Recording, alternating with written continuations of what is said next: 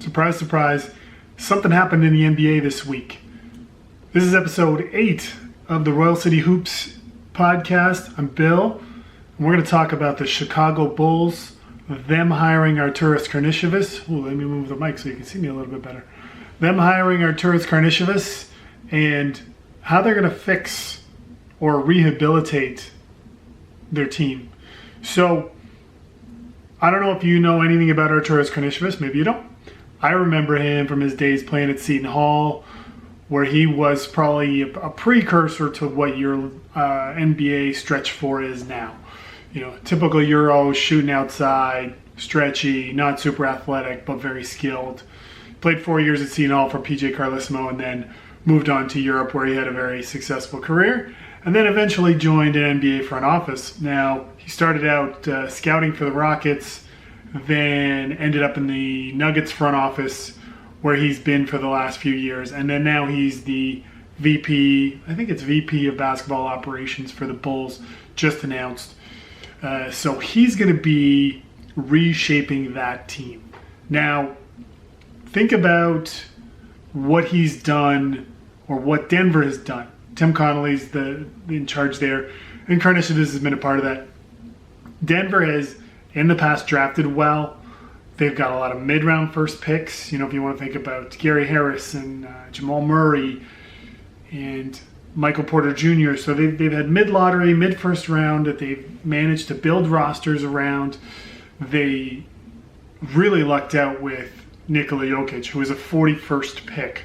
So that's a second-round pick. And we'll get into, in another episode, how the draft impacts your team and the value of second-round picks, and really how to really think about realistic expectations about your team's drafting and what they're going to get. Because like Woj said in another podcast way back, not on our podcast or my podcast, on his own, was that 90% of the NBA are role players. So you're going to want to start building your team with players who are going to be pros for a long time. Maybe not superstars, but you can build out a really good team. And we talked about 2 episodes ago about how to build your team or why your team sucks.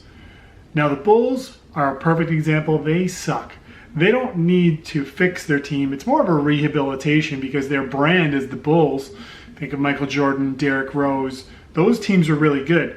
They have a lot of things working in their favor. They're not a small market, but what's been working against them is poor management, poor player development.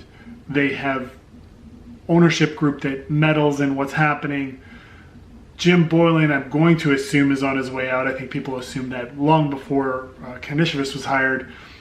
And something to keep in mind is that Kenny Atkinson is on the market right now. And he did a great job with the Nets developing a cohesive team and culture as part of the Nets organization. And if you'd have told me 20 years ago that the Nets might be the prototype for rehabilitating or rebuilding or building your team, I would find that extremely hard to believe, because the Nets sucked forever.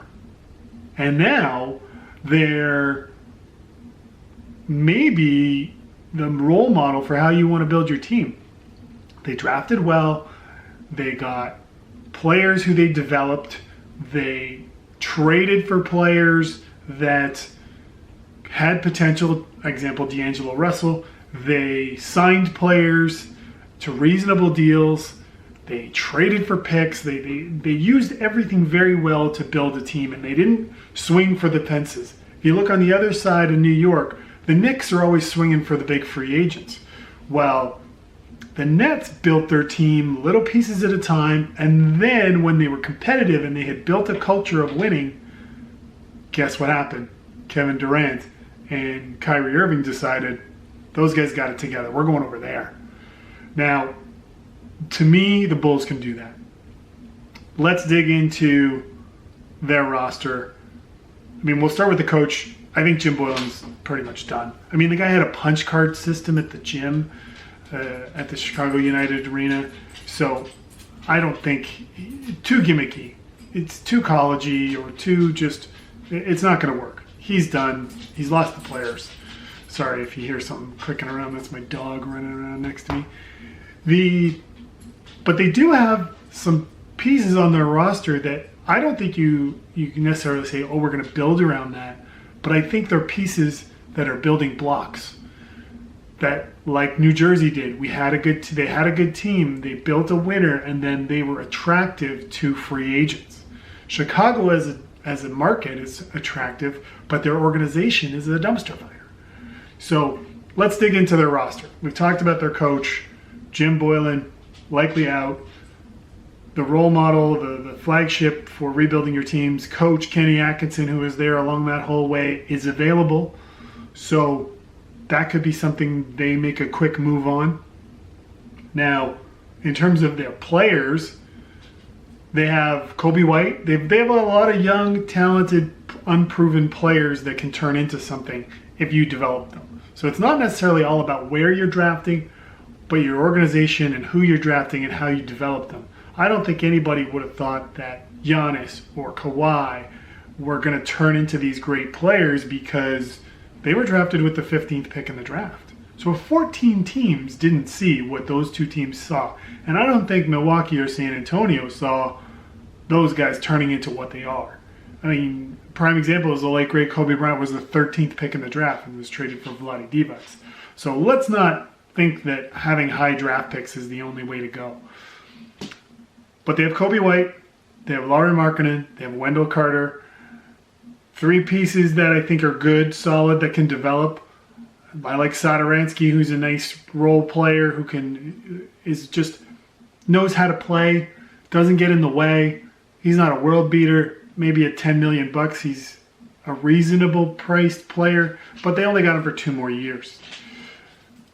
The one thing that they have that is not that great on their roster, and I'm not a huge fan of, although he's amazingly talented and won the dunk contest and everything, is Zach LaVine. I think a lot of his stats are empty calories. They don't necessarily contribute to winning. They look great on a box score, but if you look at what he's done as a player, if people are going to talk about he's great and he hasn't had the pieces around them, if you're great, those pieces, you elevate those pieces. He's been in the league 6 years, 3 in Minnesota, 3 in Chicago. He and I have played the same amount of playoff games. So take that for what you will. I'm not trying to say he sucks. I'm a guy in his basement talking about basketball.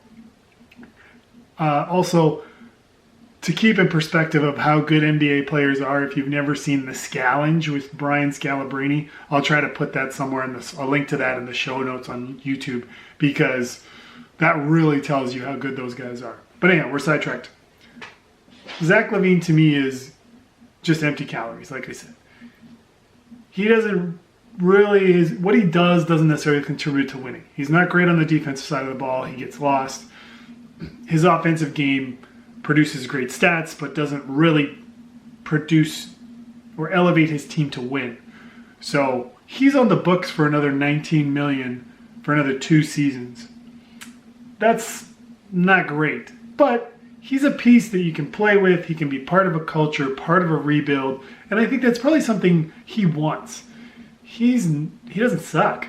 He can definitely contribute to winning, but again, culture, fit, who drafts you, who you play for, those play a lot into it. And if the Bulls can turn some of that around, he can really help them.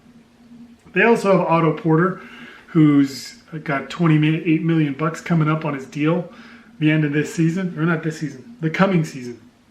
So their salary cap position is pretty good. They got a bunch of expiring deals. They've got Chris Dunn and Denzel Valentine, not Darnell Valentine. He's an old school player. Denzel Valentine, both on expiring deals with team options, so they can always exercise those. Both are team guys, hustle, play D, not super talented, not going to blow you away. But again, they could be part of building something new. They have Thaddeus Young, who's a consummate pro. They've got some other pieces. Like the main pieces they have are salary cap space and those young guys. So I think the Bulls are prime to potentially turn it around in a way similar to what the Nets did. Build a winning culture, show that you can win, show that you're a destination.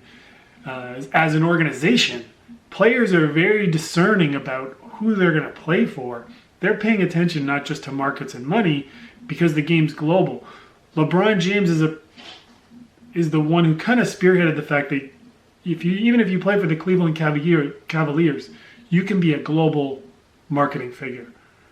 These players are corporations. They have people who help them grow their businesses outside of basketball. So the market you play in isn't really that important, but the organization is.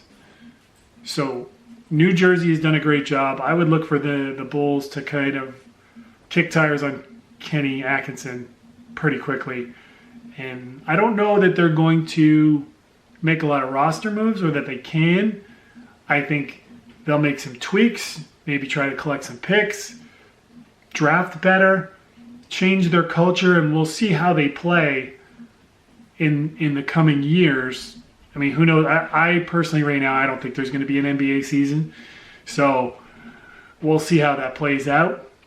But I like what the Bulls are going to do, and it's sort of a premonition of how they're going to play it out. So let me know your thoughts on what you think about the Bulls.